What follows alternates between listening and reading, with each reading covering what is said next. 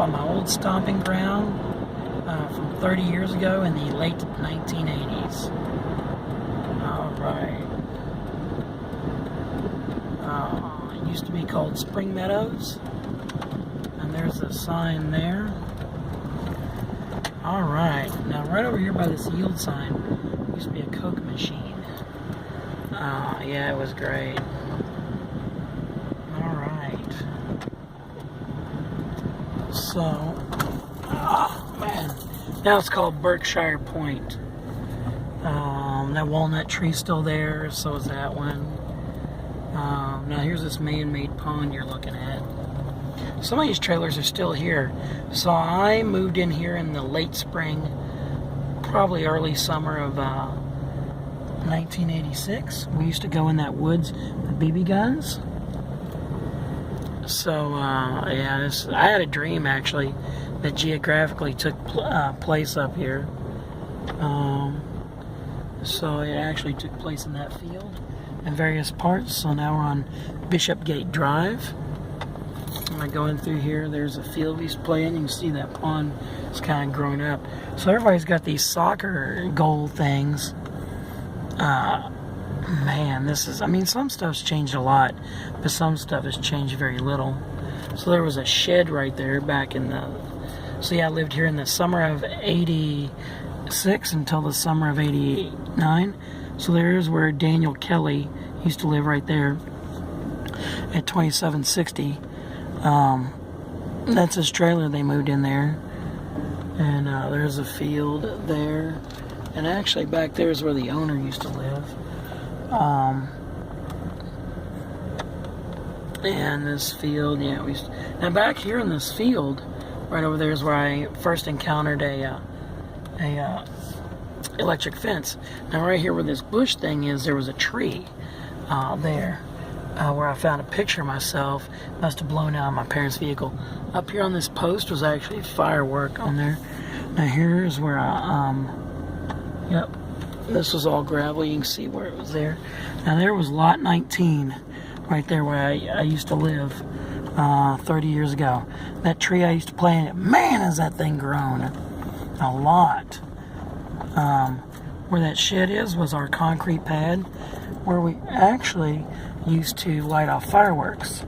And then between this tree and that tree is where there was the sandbox for us to play in. Now where those trees are there, that's where the storm shelter is. But anyway, yeah, that was a fence row, and these are the only trees that remain. Here was a big propane tank right here. But yeah, we used to play in that field in the summers of 86, 87, and 88. We called that the line of trees. We used to we found a camouflage tarp or some kind of plastic. We used to covet it very much. There's a field there, and we used to play in it a little bit. Actually, I had a dream of like hovering just like 2 feet above the ground through there and just moving that way like a bubble in the air. You know, we used to build little huts and fortresses there. And we would take sticks and all that and build up little fortress walls, and then take the dried grass from the field and just, you know, use it for a roof. That grain silo's still there. There was a shed here, and these sheds are for people's you know, lawnmowers and stuff. So, oh, it's nice. Look at these vehicles. Some of them have still been here since they were new, but yeah, there's that concrete pad. Yeah. Now up where I'm going now, toward this area, is where a guy that looked like MacGyver, literally looked like MacGyver, Richard Dean Anderson, back in the 80s. And back when his show was on, and he would drive through here. I don't think it was the same guy, but he just looked like him. He'd drive through here, we'd wave at him, he was all nice.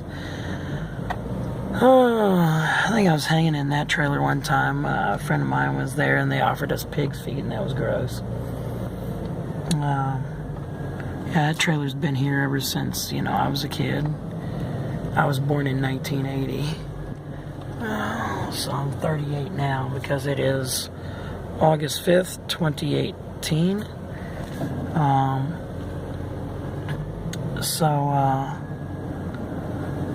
Back behind there was a pond that was actually drying up back in the late 80s, and it was only about a foot deep when it started drying up. And we catch small catfish with our bare hands. There's a reason why you can catch them with your bare hands. They have like nowhere to run or nowhere to swim. I mean, the water's like a foot deep. And around one of these trailers was a dude named Bateman, but the way his name was spelled, it looked like it was Batman. We called him Batman. There was a trailer over here that caught fire back in the late 80s. There's a mimosa tree. They're pretty nice looking. But, yeah, me and Steven Springer and Daniel Kelly used to hang out here back in the day. Yeah, that's beyond those trees is that where that pond was. And Tabitha Haney actually used to live right around here back in the day. Man, that's a nice, quaint little place. Look at that tree. Looks like it'd be great for Halloween. Now, what we're entering now was, so you can see that loop where it went on back. Because this was just a loop where you turn around. So this part that we're driving through right now was built in the 90s. That's why you're seeing all these trailers that look a lot newer, more vinyl instead of metal. So yeah, so this never existed whenever I was a kid. This part we're driving through right now, and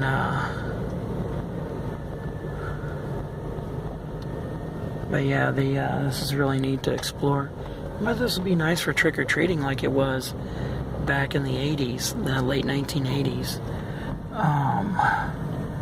Actually, this was part of the hayride back then. Dwayne was the name of the owner, and he would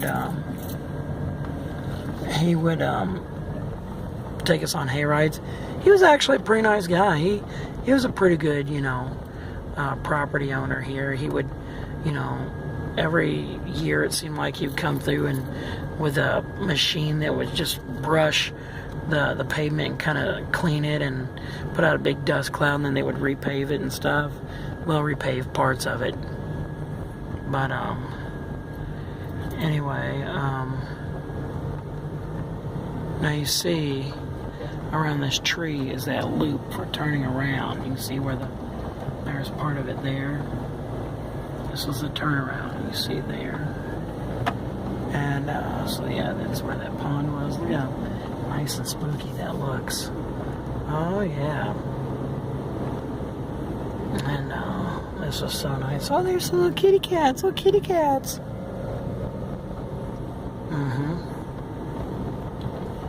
So it was a really nice kind of experience back then. Alright, we're stopping at the sign. Turn left here, Canterbury.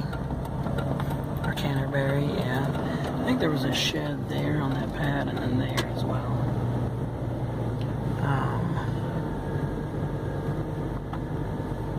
This is kind of the lonelier part of the trailer park, as you can tell. Now there's a pond up here, which is really kind of neat. And now over by the grain silo that I showed you earlier was a landfill place, small one, sinkhole, where they put in like washing machines and microwaves and all that. So there's a pond where I sliced my toe open on a piece of glass. Dude named Wayne used to live there, his brother. Look, it's all grown up with cattails. It wasn't like that back in the 80s. We used to fish out of there, and I caught a painted greenhead turtle using a worm. Some of these trailers are still original from the 80s. See, now you get to see the pond. There's water in there. Actually, the water level hasn't gone down very much. Maybe about a foot. It's about normal. I mean, for this time of year. and turn here. Okay, so we're on Downing Drive. And turn right.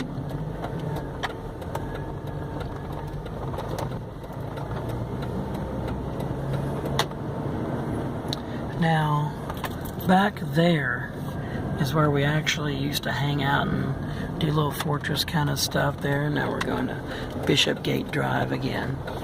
So this is back in the late 80s when I'll show you somebody we knew had a Nintendo Entertainment System.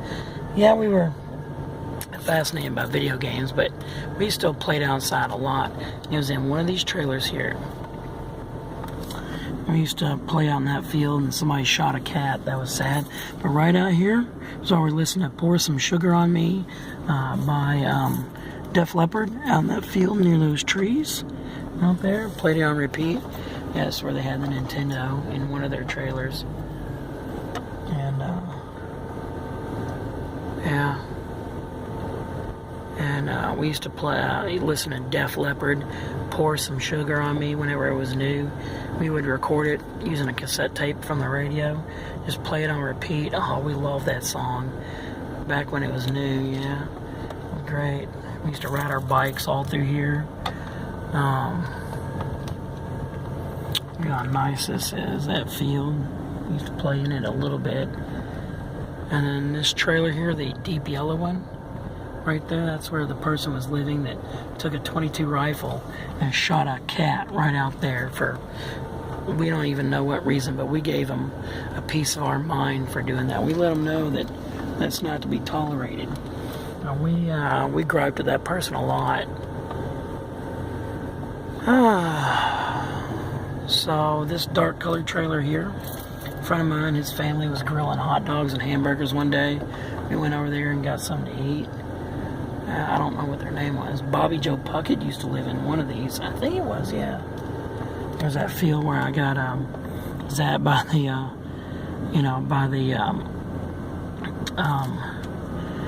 electric fence. There's where I lived, lot 19, Spring Meadows, from, let's say, June of 1986 until about May or June of 1989.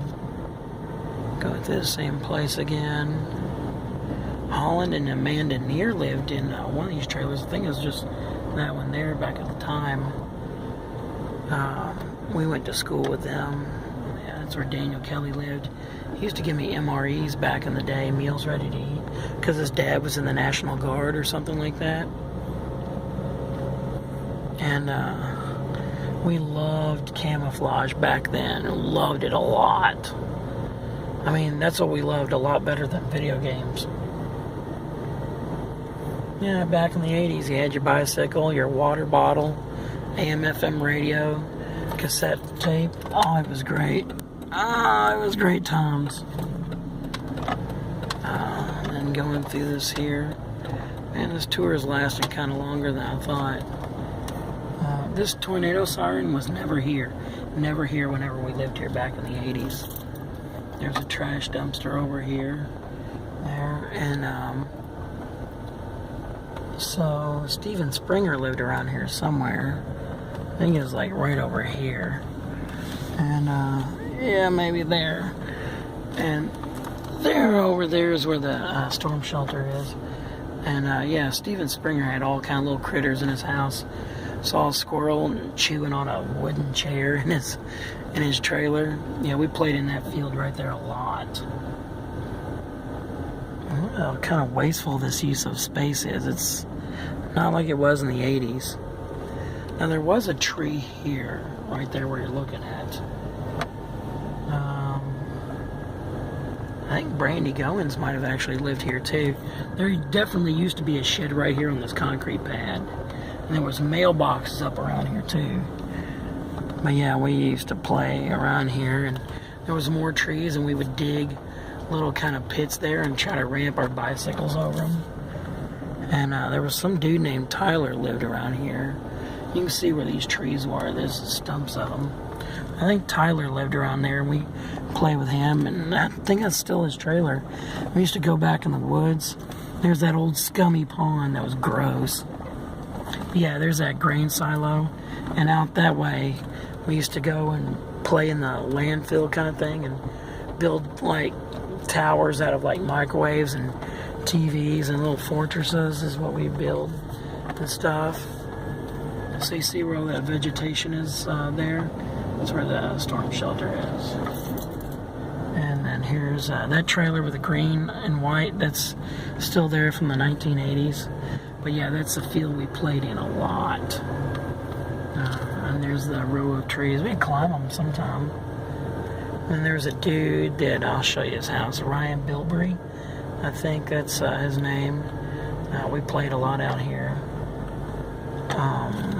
Either that was his trailer or another one, but he had a aquarium with us. Those same kind of red leaves are still there from 30 years ago. Yeah, he used to have starfish and all that, and little seahorses. They had a saltwater tank. But yeah, and then Daniel Ader used to live there. But that back there in that field's where we used to play a little bit in the landfill. But this is the main area right here where we used to play. Yeah, down there between these two trees there, they used to have that sandbox, and we used to play volleyball and stuff. And walnut trees would try to grow out of there because like they would fall in the sand and germinate.